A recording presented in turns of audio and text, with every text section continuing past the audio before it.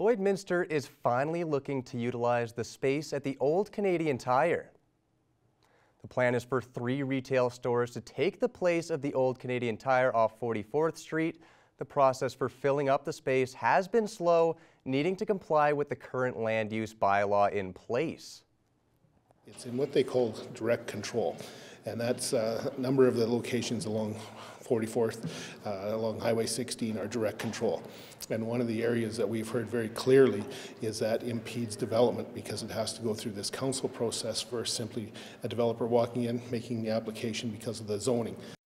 Additional renovations are going to have to be made at the location to accommodate the 3 retail stores that end up there. People want to see retail, they want to see development, and that's what's going in. So it fits the bill, but because it is direct control, we had to bring it to City Council and move through the process that we have.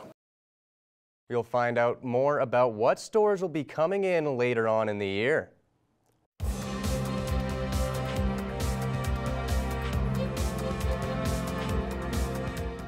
The Lloydminster Comp High School is hosting their Barons Sevens Classic Tournament tomorrow.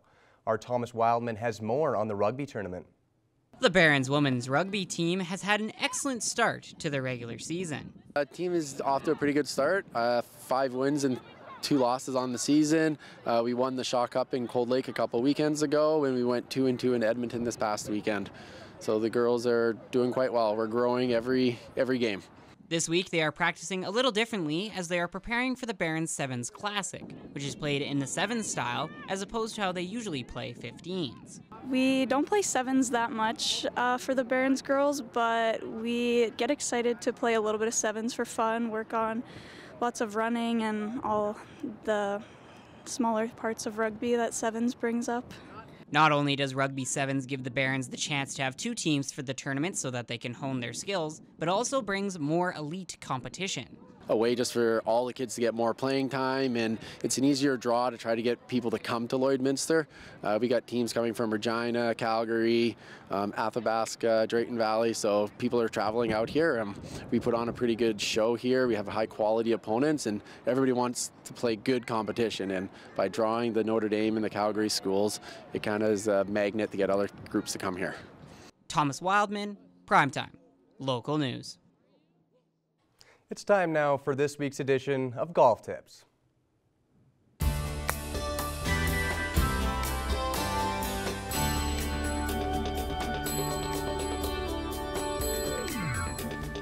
Back with Marty Wheaton for another week of Golf Tips. Unfortunately, Marty, it's a little too cold to be out on the course today, especially with the snow. But we're at the beautiful pro shop here at LGCC, and we're going to be talking about some clubs today, especially for some beginner golfers and maybe some high handicap golfers. And what clubs kind of would you recommend, or what sort of clubs would you recommend for beginner golfers? The game of golf's hard enough as it is, so the clubs that make it as easy as possible, so good on miss hits and something that's very easy to get airborne, that's what you want to set up a beginner golfer with. Perfect. And so I see you guys have some tailor-made clubs here. Yeah. Can you tell me a bit about these? Are these, you know, a type of club that, say, a high handicapper should come in and look at? Yeah, for sure. High-end equipment, definitely built for all skill levels. So the big story with the QI10 is it's the best forgiving driver on the market. So they've reached the maximum legal limit for forgiveness with these drivers. Very cool story, and just again trying to make the game that's already hard enough a little bit easier for your beginner golfers and at all levels. Cool. And talking about equipment too, Marty, would you recommend maybe some golf shoes for a golfer, and how important is that for you know a new golfer trying to get out there? Yeah, for sure. For just general performance, you definitely want to have the right golf equipment. Having aggressive spikes is going to help for your balance. You're not slipping and sliding all over the golf course. So that's one piece of equipment that's definitely important. Perfect. And I know there's a couple different models of putters as well. Sometimes they're a little thicker. They have like kind of a round edge on the back of it. What would you say for someone new getting into golf and you're fitting them clubs? What would you say when they're looking at putters? Yeah, any type of equipment, putters, drivers, get custom fit. Everybody's swing's different. Everybody's putting stroke is different. and the tool is designed for the job. So depending on your swing speed, depending on your type of stroke, we can fit the putter head that best fits you. Perfect. And is there any other sort of equipment that you see someone out on the golf course and, you know, maybe they're struggling with their game, even if it's as simple as, you know, a glove? Would you kind of recommend something like that as well? Yeah, the biggest thing that I see is scooping something off the rack without having the correct information. So definitely we offer a lot of high-end equipment. We want to make sure you enjoy that product to the best that you can, and having the correct shaft in there that fits your swing speed, your spin rates, launch angle. We can really get it down to specifics with a player with our launch monitor and our custom fitting program. Perfect, Marty. Yeah, you got a great store here, and let's go check it out a bit.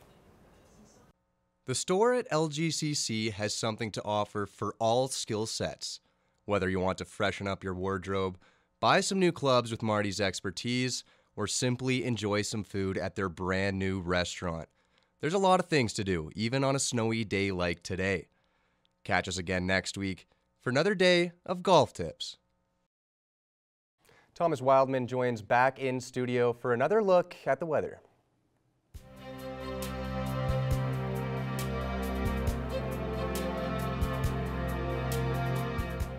Well, thank you, Callum, and I very much enjoyed the new golf tips segment that we've got now. Unfortunately, though, at least for a good portion of all of our friends across the province, we might not be seeing a lot of golfers for a while there. As you can see, there's a massive weather system kind of coming through into the southern part of Manitoba and through the central/southern part of Saskatchewan right now. That is really hitting right now. That red and yellow is severe. That's snow coming down just outside of Saskatoon there and hitting a little bit. It is going to clear up, though, as time goes on, and it's mostly going to be rain for a lot of our friends out in the east right now, but just a very heavy area, and we're not really seeing it over Lloydminster, but of course we're getting those rain and snowstorms as the day goes on here, but just not seeing it as much on the radar right now. Taking a look at the current temperatures across the region, though, Lloydminster sitting at 1 degree right now, Cold Lake at 4 degrees, Athabasca and Whitecourt sitting at 13 degrees for today, Edson and Jasper at 10 degrees, Edmonton a little bit warmer at 12 degrees today with Red Deer at 11 degrees, and Rocky Mountain House a little bit cooler at 9 degrees. On the Saskatchewan side, it's much more similar to us here in Lloydminster, 2 degrees in Meadow Lake, Prince Albert and Melfort at 4 degrees, and then North Battleford and Saskatoon mirroring each other at 5 degrees. Taking a look down south for right now, they're a little bit warmer than us. Estevan at that 12 degree mark, similar to yesterday. Yorkton at 10 degrees, Regina at 6 degrees, Moose Jaw at 9, Swift Current at 4, and Kindersley at 5. On the Alberta side, Coronation sitting at 2 degrees today, Medicine Hat a little bit cooler warmer, at 4 degrees, Lethbridge at 5 degrees, Calgary at 6 degrees, and Banff sitting at 3 degrees as of right now. For tomorrow's forecast here in the border city, at 6 a.m. we're going to see a few more flurries at -2, a 51% chance of seeing those. So it won't be too heavy, but we will see a little bit of that snow carrying over from tonight. For noon tomorrow, it will become cloudy, 4 degrees as the high at around noon. It'll get a little bit warmer and probably the warmest part of the day as we get into the evening there, 7 degrees at 6 p.m. At midnight, we'll be cooling back down to 1 degree, only partly cloudy though for that. Taking a look elsewhere, tomorrow Cold Lake's going to have some low clouds and it'll be a little bit chilly, a high of 8 degrees, and a 25% chance of precipitation will likely not be anything for them. So a nice cooler day, though. Be sure if you're traveling to Cold Lake and similarly to North Battleford that you're being safe out there on the roads, as you will have some visibility issues with the low clouds and fog that you may be seeing throughout the day. 8 degrees in North Battleford as well for tomorrow as the high. Taking a look now at the travel forecast. Overnight tonight, we're going to see similar temperatures to here in Lloydminster. Calgary is going to see some stray showers. In Wainwright, Murnum, and Pierceland, they're going to be seeing a little bit of snow. Unity, though, is only going to be seeing a -2 for their high, just cloudy and cold for them. A little bit closer to home overnight tonight, we've got 1 degree for Meadow Lake, and then elsewhere it's going to be around 0 to -1 with Provost, Isle of Cross, and Paradise Hill and Bonnyville all seeing snow for tomorrow, or for this afternoon or evening. Tomorrow, we're going to be seeing some nice 9 degrees for a good portion of the close area here, Provost, Isle Cross, and Meadow Lake. Paradise Hill a little bit cooler at 7 degrees with those low clouds similar to us, and Bonnyville as well, 8 degrees with the low clouds as well. And then elsewhere, we're going to be seeing those 8 degrees closer to home here with Miriam Pearson and Wainwright. A little bit cooler at 7 degrees for Unity. And then Calgary, a little bit warmer at 12 degrees with some clouds and sun. And now a look at the extended forecast. This was what I was mentioning earlier. Monday, Tuesday, and Wednesday, especially on Monday and Tuesday, we are definitely going to be seeing some rain. Downpours on Monday in the afternoon, and then a morning rain on Tuesday. 80% chance of those. We're going to see it cool off a little bit from the weekend, getting down to 13 degrees and 10 degrees. It'll warm up a bit on Wednesday, a possible drizzle in the morning there on Wednesday. And then next Thursday, it'll warm up to that 15-degree mark, and hopefully we'll be seeing some really nice spring temperatures after that. But that will do it for our second look at the weather forecast. We will have some more news headlines coming up after the break.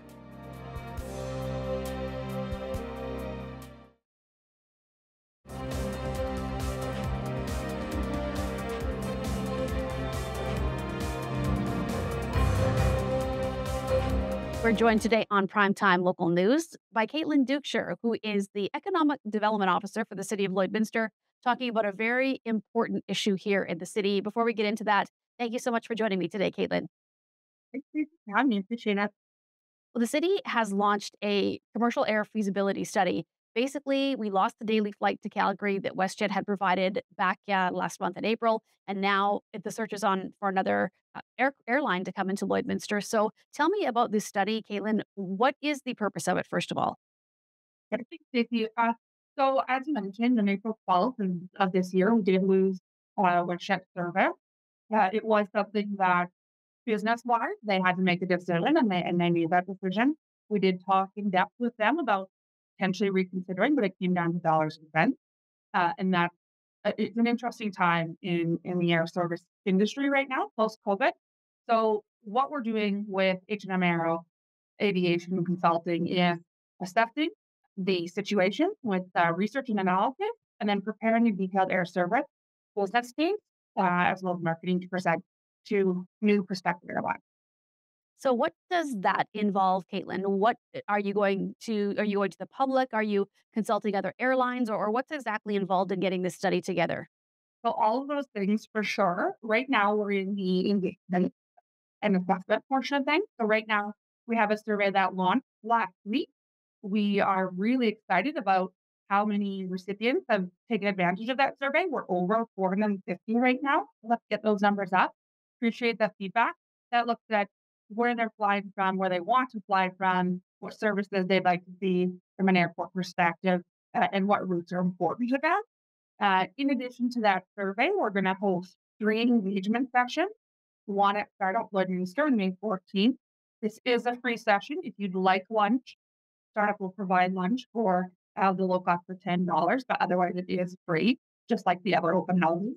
And then we're going to do an open house on Tuesday, May 14th, right at the airport. So that'll be an evening session, again, mixing it up so that everyone can attend, who wants to attend. We'll have one during the day and one during the evening.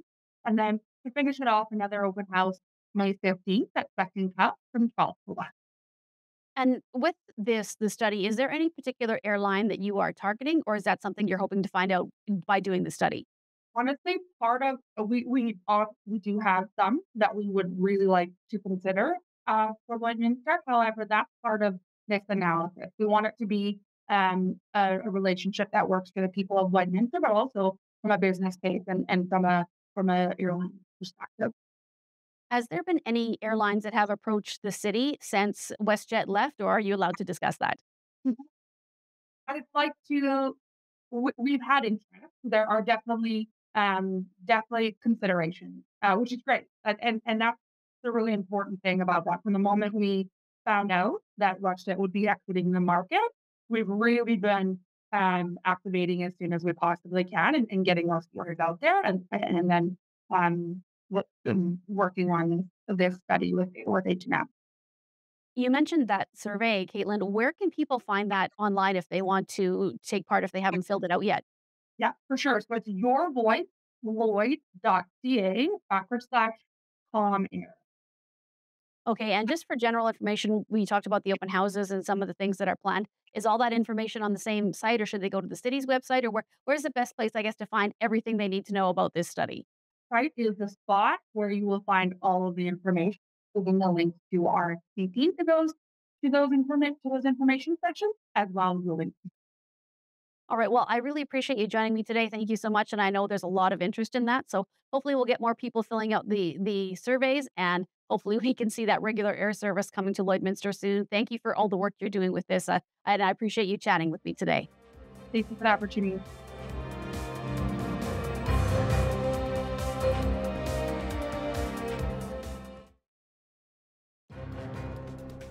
Furniture set and design supplied by Furniture Gallery, downtown Lloydminster. Chief Kirk Hughes is joining me this morning from Protective Services with the County of Vermilion River. I know that it is a day where we're getting some precipitation, but we're still going to talk about fire prevention. Thank you so much for joining me, Chief Hughes. Thank you for having me, Stacy. Well, one of the things that's going to be happening soon is seeding in this area. And you had a chance to hear from a farmer in that area who had some tips from his farm. And it's something that, even though today it might not be something we're thinking about, it is going to be drier and there are things you can do to help prevent fires. So let's talk about a little bit about the conversation. He had given you some interview or some tips, and you guys have some tips. So let's chat about things people can do on the farm when they're seeding to help prevent fire. Absolutely. Yeah, this ratepayer contacted us in regards to some of the precautions that he has implemented on his farm, and he thought it was a good idea to share his tips with other farmers in the region. I think that's always very beneficial when we can share that education, especially from folks who are sort of on the front lines and in regards to our seeding and harvesting. So some tips that he had mentioned is that he has kept some water totes around his property. In the unlikely event he does have a fire, he has access to water. This is obviously a major concern right now. We are in drought conditions in this part of the region, and having water on standby in order to hook up for pumps is really important, especially in the initial stages of any kind of fire emergency. So this particular ratepayer, it indicated they had some totes around, and then he had kept some hand tools on kind of stacked in certain locations to be able to use to put out some of those spot fires. Most fires, when they start, are relatively small, and having the ability to put those out, especially in those beginning stages, is really kind of key. And his idea, his cache, as he called them, around the property, so that he had them for him and his workers to either assist the fire department when they did get there, but mostly so that he could tackle anything he could in the beginning. Obviously, prevention is the biggest thing. So outside of what this farmer discussed with you, is there anything else that farmers who are seeding can do? Because, sometimes they get busy, they work long hours and might be forgetting a few things, or, let a few things slide. So are there anything else, any other tips that they can think about when they're going to be seeding and working these long hours? You bet. Prevention is a really key component. We kind of emphasize a lot in the county. If you've had a burn permit in the last couple of months, now is the time to check to see if they're fully extinguished. Those are the ones that usually the wind will kick up, things get dry, they get forgotten about, and then we end up getting a lot of fires on the go. That is probably the most important thing that I'd like to pass on, is if you have a burn permit, check it. And also, don't be afraid to call 911. A lot of folks, not just farmers, but any people, residents or otherwise, they'll see smoke and they're just not sure, and they don't want to bother emergency services. We'd rather be bothered in the beginning of the stages than towards the middle of it when the fire's fully grown. So the emphasis there is to, if you see smoke, if it doesn't look right, don't hesitate, call 911. Now, the other thing is some people live on acreages, and while they don't get into the full farming process, they have quads and side-by-sides and things like that. And when it gets really dry, obviously those can start fires too. So if we were just talking about people who have acreages, what are some things that they need to do when it's really dry to help prevent fires? Maintenance is probably the biggest thing there. Keep a clean quad, a tractor, anything like that that would be producing sparks or that has heat. Anytime you're done in the either in the bushes or out on the property, do a quick clean, hose it down. Look for any kind of issues in regards to like leaks of oil, especially hot oil, and just take that moment to double check the entire function of the vehicle. We find that some of the issues we get with quads in high grass, especially, is that they'll catch fire, and sometimes the quad itself will catch fire because it's the buildup of that material that probably hasn't been cleaned in a little while. And especially around this time of year when we start to get into the pollen and some of the cotton pieces, that could be an issue going forward with quads and tractors or any kind of mechanized vehicle that's utilizing that's off road. Well, and one last thing I'd like to talk about is people who are smoking. Sometimes they'll pull to the side of the road and then just throw the cigarette butt into the ditch. And, you know, it might look like it's not that dry, but obviously things can happen with that. So let's talk about the smokers for the last question today. Absolutely, Stacy. That's a major issue. We have had a few of those in the past. It's preventable, right? If you're smoking, just make sure you extinguish it. We recommend using an ashtray. Fields and gravel roads aren't the best places for those, or they're just not the best places at all, actually. Um, a pop can, probably your best bet. It's just proper disposal. We've seen a few of those kick up in the county, especially around the Highway 16 area, because it's a major corridor, and it's preventable. It's actually pretty dangerous as well. If you think about it, fires on either in the medium or the side of the road, not only are we dealing with a fire issue, we're also dealing with traffic issues, which could be quite deadly. So we just recommend those folks who do smoke still to fully extinguish their cigarette butts in an approved container or something similar to that. All right. Well, I really appreciate your time today. Some really great information. Thank you so much for joining me. And here's hoping that we don't have to worry about another big fire season coming this way. So thanks so much for joining me this morning. Thank you, Stacy, for having me. And let's thank the weather here for a little bit more moisture. We could use some more of it too. A new Canadian study has found young women who take a break from social media had a significant boost in self-esteem and body image. The study was done by York University's Faculty of Health, and it shows switching off social media even for a week made a major difference. One of the authors of the study says they're hoping the data can be used to help protect young people and influence social media companies to give users more control on how they interact with these platforms. Now, Thomas, I know you're not on a whole lot of social media.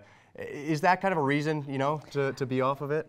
Certainly one thing I've always done, because I stopped, like I'm on Snapchat, I have not held a streak for more than 20 days ever in my entire life. And that's just one specific, but like how, you know, like it's old school and old manish to say it, but like there's plenty of times where you need to unplug and just experience life. Go out in the rain. That was something really therapeutic for me earlier this week. I just ran around in the rain for a bit. I agree. Honestly, I think all of our mothers were right saying, you know, put that phone down when we were younger, and that's certainly proven right now. That's all the time we have from Primetime Local News. Have a great night, everybody.